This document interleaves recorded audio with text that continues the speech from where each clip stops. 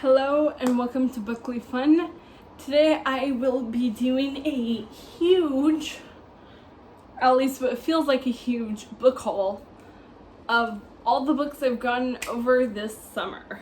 So I have 4 different piles here and I will just be going through them one by one. So, the first book stop that I made this summer ever was to a Barnes & Noble. And I got some pretty good books. Here, this one is My Roommate is a Vampire by Jenna Levine. It's really good. I'm almost done with it. I am going to finish it today. So, yeah. True love is at stake in this charming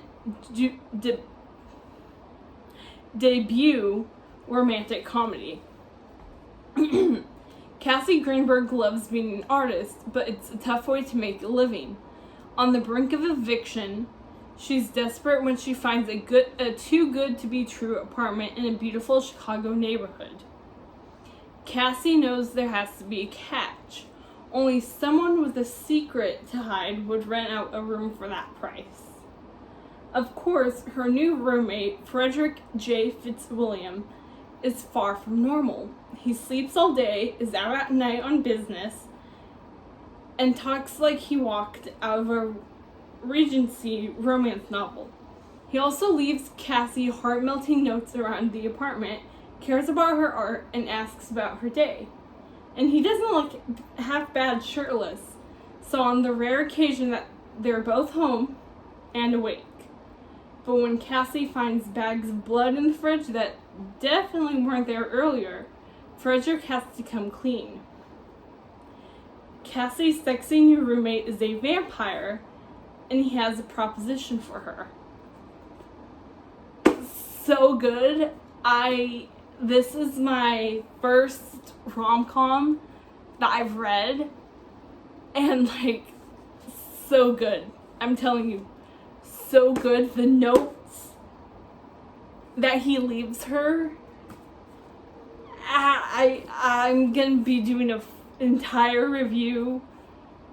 I'm going back to Oregon tomorrow, so Sunday I'll probably post something, which Sunday I'm also starting a thing over on my TikTok where I am gonna read everything that's in my Kindle library before I return them and get new ones with a twist. So then we have Secrets Never Die by Vincent Ralph. I had picked this one up first, and I was, book viewing, book scouring, and I noticed the buy one get one 50% off on this book, and so that's how I got My Roommate is a Vampire, because it also has a sticker on it. Which funny story, I was trying to figure out if this had a sequel or it was a standalone, and into both my Kindle app and my Goodreads, I kept typing in My Boyfriend is a Vampire instead of My Roommate is a Vampire. So that was a little odd. But yeah, I'll have to figure out something on my Kindle, but yeah. We call it the Dark Place. I don't know who built it or when, but for us, it's a sacred spot. Every year, Sam Hall and his friends hold funerals for their secrets in an abandoned hut in the woods that they call the Dark Place. But this year, their secrets are coming back from the dead to terrorize them. Sam is a former child star whose career went up in flames, literally. And no one, not even his secret best no, or not even his best friend knows why. His friends each hold a secret pertaining to that night, a secret they would like all to stay buried. Now someone from the past is blackmailing them with their dangerous secrets. Sam isn't sure whom he can trust, who's watching him, or how far he's willing to go to bury the past once and for all. So, I've been wanting to read this one for a while, and now I have the physical, so yeah. The next book I got was Killjoy, which is the prequel to the Good Girls Guide to Murder series by Holly Jackson. And I've been reading mixed things that's like, oh, read this after the original trilogy and like it'll make sense or something, but 6 suspects, 3 hours, 1 murder. Pip is not in the mood for her friend's murder mystery party, especially one that involves 1920s fancy dress and pretending that their town is an island called Joy. But once the game begins, Pip finds herself drawn into the make-believe world of intrigue and deception and murder.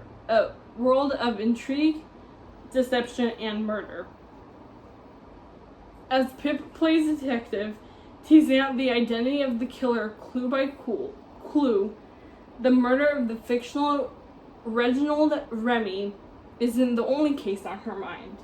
Welcome to the murder mystery party of the year. Fans of the hit series A Good Girl's Guide to Murder will love Pip's final detective case in this mystery novella from New York Times bestselling author Holly Jackson. So I was planning on reading this before I read the original trilogy, but let me know in the comments what I should do.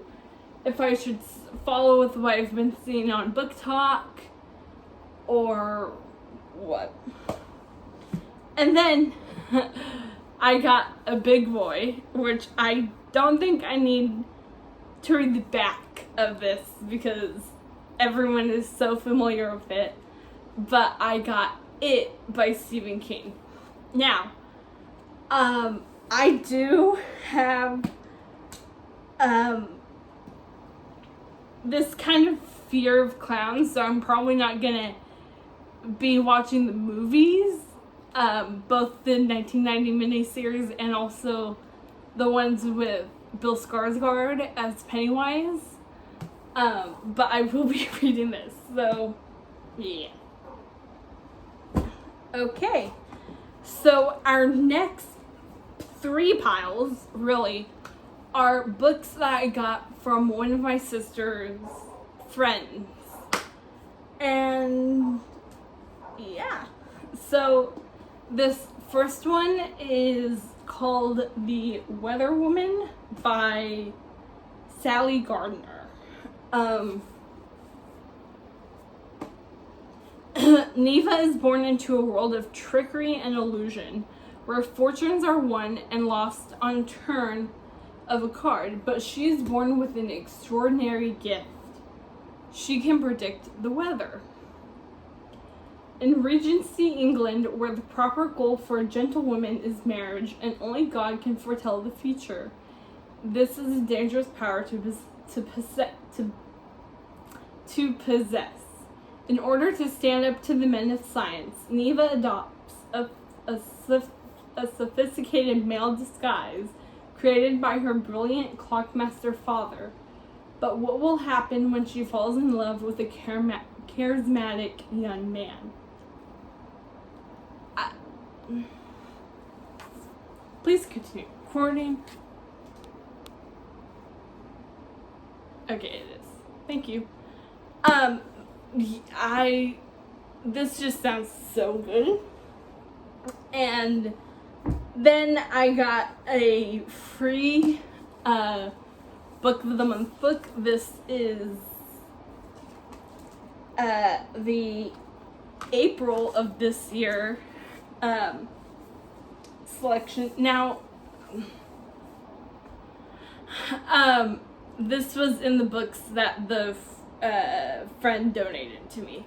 And I have another Book of the Month book that she gave me, or donated to me. But this one is called Darling Girls by Sally Hepworth. So, there are more than secrets buried at Wild Meadows. For as long as they can remember, Jessica, Nora, and Elisa have been told how lucky they are. As young girls, they were rescued from family tragedies and raised by a loving father, or a loving foster mother, Miss Fairchild, on an Atlantic farm estate, and given an elusive second chance at a happy family life. But their childhood wasn't the fairy tale everyone thinks it was. Miss Fairchild had rules. Miss Fairchild could be unpredictable, and Miss Fairchild was never ever to be crossed. In a moment of desperation, the three broke away from Miss Fairchild and thought they were free, even though they never saw her again. She was always somewhere in the shadows of their minds. When a body is discovered under the home they grew up in, the foster sisters find themselves thrust into the spotlight as key witnesses, or are they prime suspects?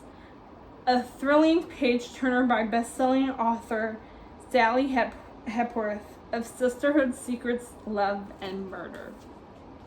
So, this sounds like a book I've read before. It's called The Secrets of Us by Lucinda Berry. That is really good. And I'm just excited to read this. So, the last book in this pile is Things We Never Got Over by Lucy Score.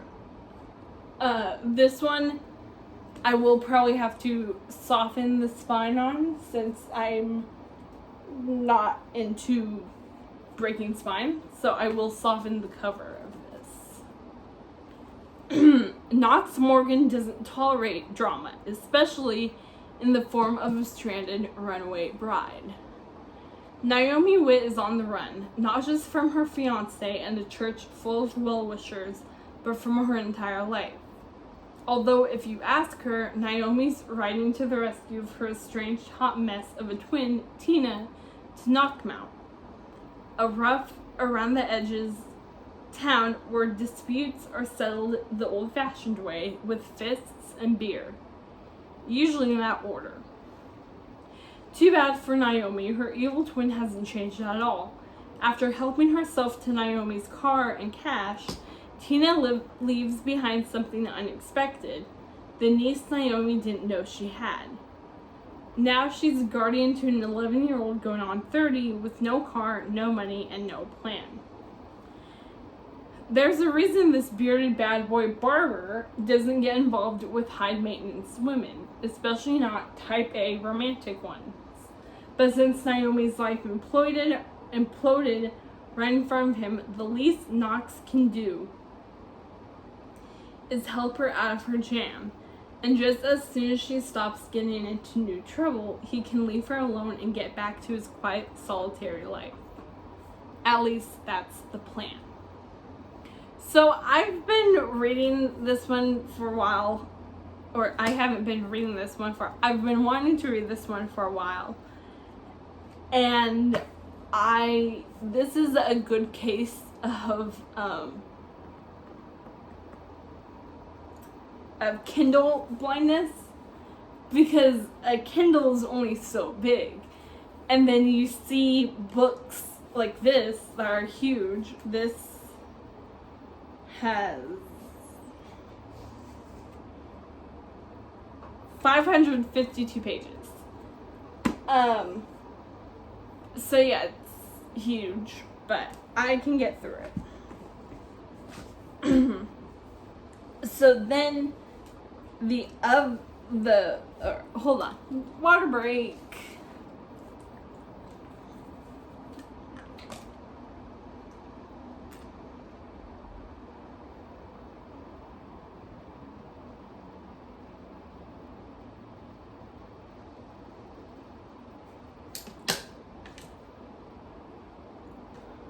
Okay, and we're back. So, starting with this one, this is Dusty, but this is the Casual Vacancy by J.K. Rowling, and a big novel about a small town. When Barry Fairbrother dies in his early 40s, the town of Pagworth is left in shock.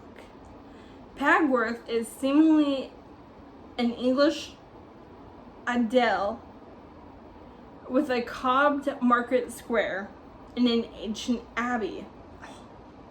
But what lies behind the pretty facade is a town at war. Rich at war with poor, teenagers at war with their parents, wives at war with their husbands, teachers at war with their pupils. Pagford is not what it first seems. And the empty seat left by Barry on the parish council soon becomes the catalyst for the biggest war the town has yet seen. Who will triumph in an election fraught with passion, duplicity, and unexpected revelations.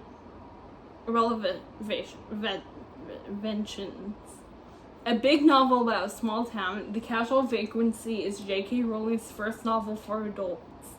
It is the work of a storyteller like no other. So, I'm gonna have to dust this book off, but I'm excited to read this.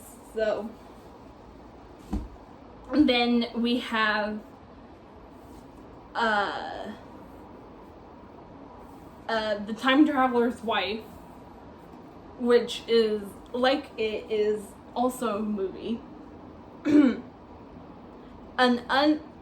A most untraditional love story that is the celebrated tale of Henry de Tamble, a dashing, adventuresome librarian who involuntarily travels through time, and Claire Abshire, an artist whose life takes a natural sequential course. Henry and Claire's passionate affair endures across a sea of time and captures them in an impossibly romantic trap that tests the strength of fate and basks in the bonds of love. I have seen the movie to this with Rachel McAdams. Yes, I believe Rachel McAdams is in The Time Traveler's Wife. And I can't remember who plays Henry. But, yeah.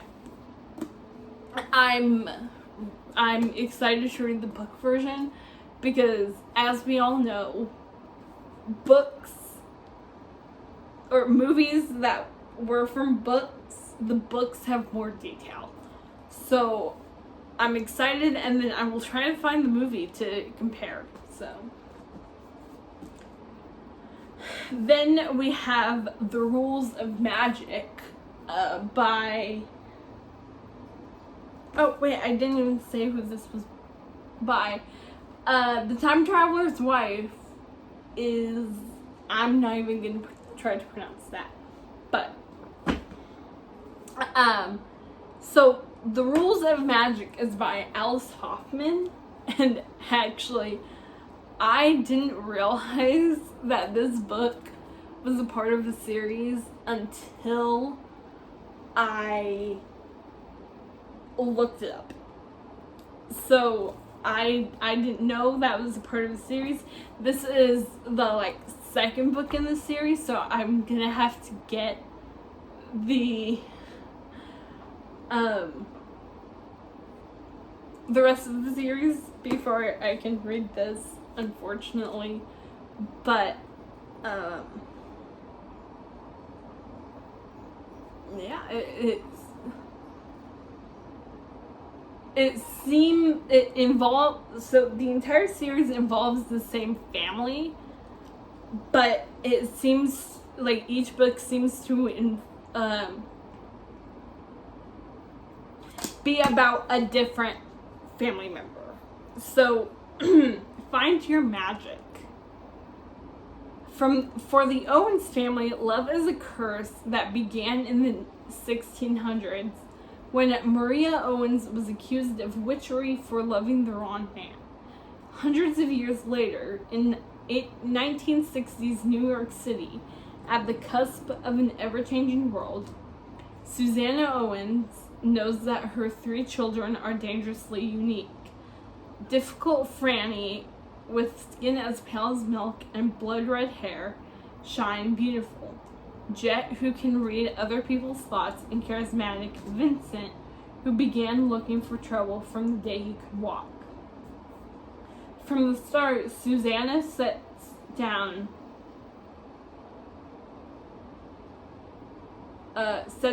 rules for her children. No walking in the moonlight, no red shoes, no wearing black, no cats, no crows, no candles, no books about magic. And most importantly, never fall in love.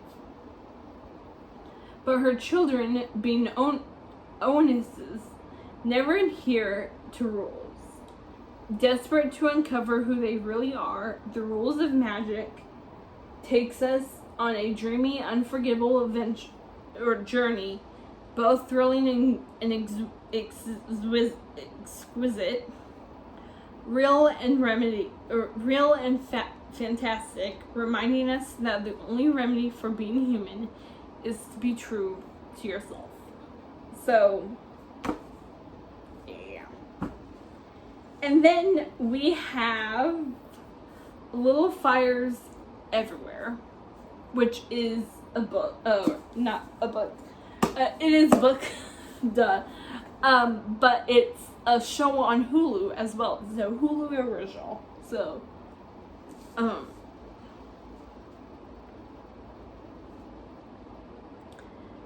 in Shaker Heights, a placid, progressive suburb of Cleveland, everything is planned from the layout of the winding roads to the colors of the houses to the successful lives its residents will go on to lead.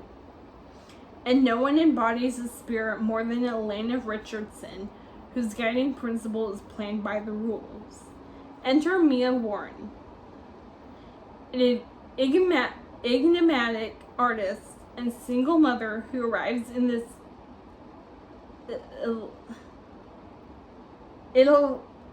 idyllic bubble with her teenage daughter Pearl and rents a house from the Richardsons. Soon, Mia and Pearl become more than tenants. All 4 Richardson children are drawn to the mother-daughter pair. But Mia carries with her a mysterious past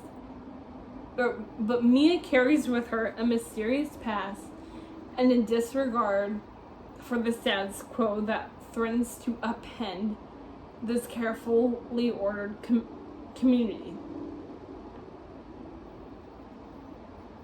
When old family friends of the Richardsons attempt to adopt a Chinese-American baby, a custody battle erupts that dramatically divides the town and puts Mia and Elena on opposing sides. Suspicious of Mia and her motives, Elena is determined to uncover the secrets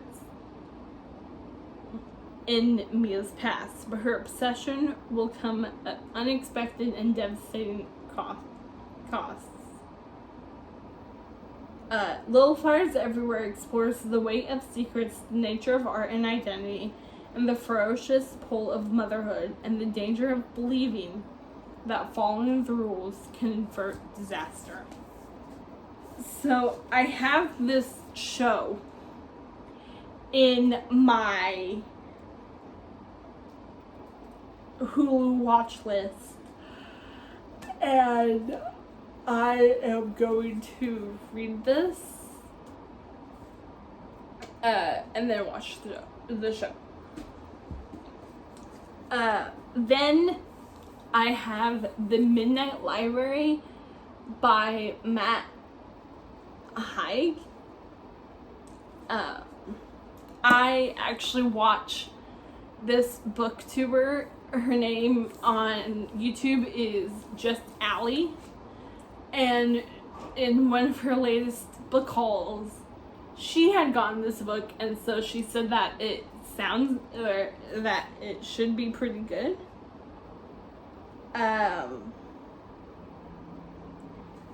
So, between life and death, there's a library. Up until now, Nora Seed's life has been full of misery and regret. She feels she has let everyone down, including herself, but things are about to change. When she finds herself in the Midnight Library, she has a chance to make things right. The books in the Midnight Library enable Nora to live as if she had done things differently. Each one contains a different life, a possible world in which she made different choices that played out in an infinite number of ways, affecting everyone she knew as well as many people she never met. With the help of an old friend, she can now undo every decision she regrets as she tries to work out her perfect life. But things aren't always what they imagined they'd be, and soon her choices place the library and herself in extreme danger. Before time runs out, she must answer the ultimate question: what is the best way to live? So, I'm excited to read this. I have a lot of books in my upcoming TBR right now, so this, from what we've gone over so far, this has to be my most anticipated read.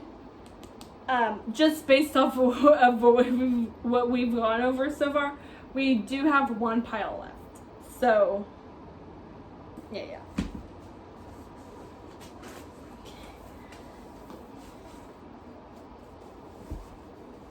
Okay, and now on to the last pile, which starts off with One Day in December by Josie Silver.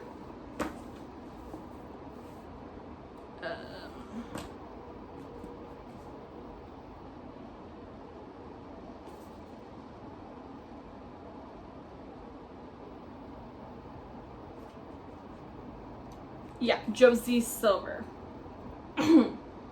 Laurie is pretty sure love at first sight doesn't exist anywhere outside of the movies. But then, through the mist on a bus window one snowy December day, she sees a man that she knows instantly is the one.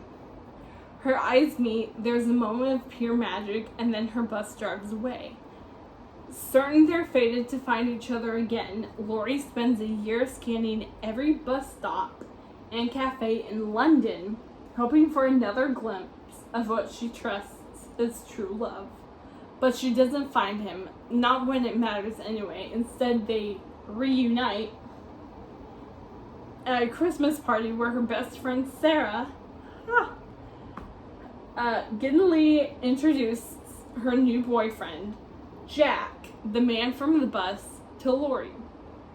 What follows for Laurie, Sarah, and Jack is 10 years of friendship, heartbreak, roads not taken, and destinies reconsidered. One Day in December is a joyous, heartwarming, and immensely moving love story, a reminder that fate takes inexplicable turns along the route to happiness. So, I usually, like, Halloween, Christmas, I usually do themed books, so this one will sadly have to wait, as it says in the title, for December. But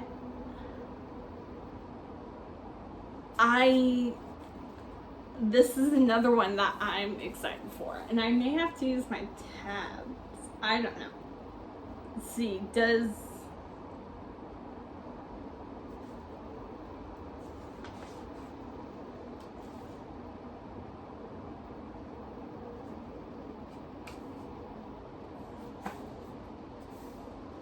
So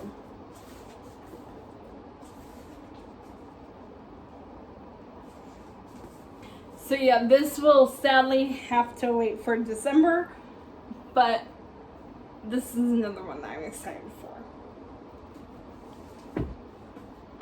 The next one is Taking in Pictures and Other Reports from My Life with Autism by Temple Grandin. And so this is a memoir, is what it seems like. So, yeah. Oh, and I can tell that the friend I got this from has underlined some stuff. So, yay. The next book is the other book of the month that I got. This is Abby Jimenez's Part of Your World. This was the friend's pick for May of 2022. And after a wild bet, gourmet grilled cheese sandwich, and a cuddle with a baby goat, Alexis Montgomery has had her world turned upside down. The cause? Daniel Grant, a ridiculously hot carpenter who's 10 years younger than her and as casual as they come, the complete opposite of sophisticated city girl Alexis, and yet their chemistry is undeniable. While her ultra-wealthy parents want her to carry on the family legacy of world-renowned surgeons, Alexis doesn't need glory or fame. She's fine with being a mere ER doctor, and every minute she spends with Daniel in the tight-knit town where he lives, he's discovering just what's really important, yet letting their relationship become anything more than a short-term fling would mean turning her back on her family and giving up the opportunity to help thousands of people. Bringing Daniel into her world is impossible, and yet she can't just give up the joy she's had with him either. With so many differences between them, how can Alexis possibly choose between her world and his? So this is another one that I've been seeing all over bookish social media, specifically BookTube, I feel like. And I will probably, as much as I'm excited to read this, I feel like I'm more excited to read The Midnight Library. For right now, that doesn't have to do with the challenge on Storygraph or anything. So, yeah. Then I have a couple of non-fiction books, which I typically don't read. So this will be interesting for me. So this first one is 13 Things Mentally Strong People Don't Do. And this is by Amy Morin, who is a licensed clinical social worker, college psychology instructor, and psychotherapist. So she'll know what she's talking about, basically. Then I have Emotional First Aid, Healing Rejection, Guilt, Failure, and Other Everyday Hurts by Guy Winch, who has a PhD. I've been talking for too long in this video, so we're almost done. And then we have The Archer by Paulo Coelho.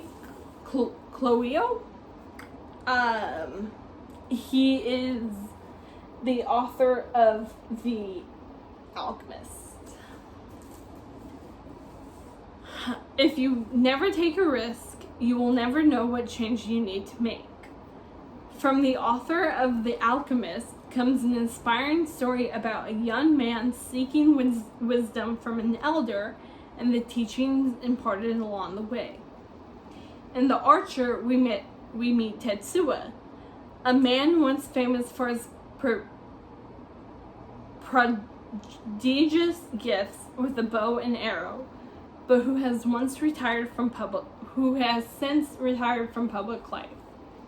The challenger who comes searching for him, and the boy who observes their competition. Afterward, the boy has many questions, and in answering them, Tetsuya illustrates the way of the bow and the tenets of a meaningful life. Paulo Coelho's story is a powerful reminder that action and the soul are inextricably connected, and a life constructed by fear of rejection or failure is not a life worth living. Instead, one must take risks, build up patience and courage, and embrace the many unexpected turns fate has to offer. With the wisdom, generosity, and grace that have made him an internationally best-selling writer, Paulo Coelho provides the framework for a rewarding life: hard work, passion, thoughtfulness, a willingness to fail, and the urge to make a difference. So, I actually read the foreword to The Alchemist on my Kindle, and then I just was like, no, I don't think I'm gonna be into this. So the story of how he came to be an author is like kind of inspiring, but other than that, I feel like I'll like this book. So it also seems short, so short and sweet, to the point.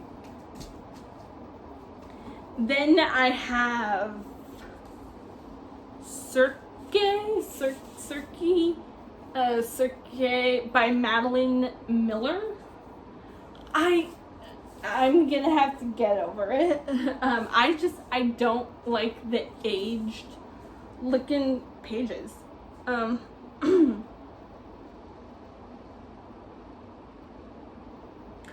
Wait. Oh, and it even has map. So I don't know if this,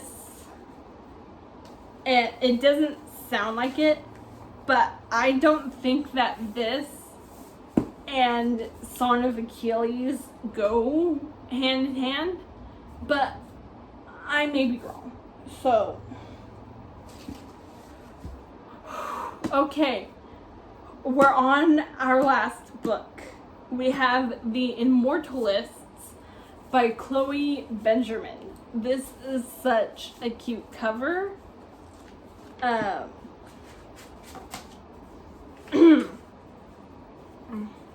If you knew the date of your death, how would you live your life? It's 1969 in New York City's Lower East Side, and word has spread of the arrival of a mythical woman, a traveling psychic who claims to be able to tell anyone the day they will die.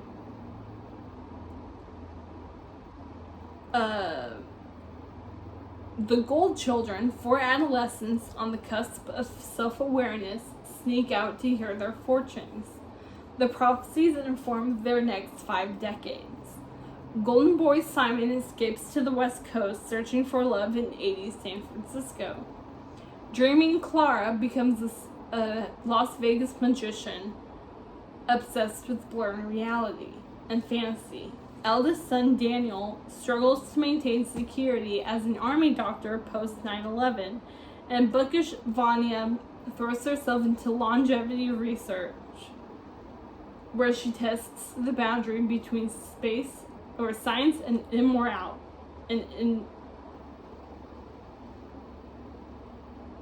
Immortality. There we go.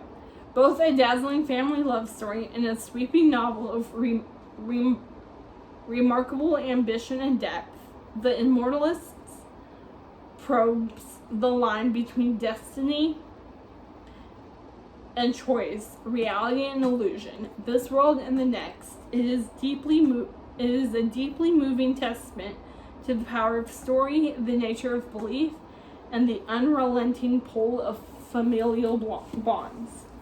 Whew, I need water after that.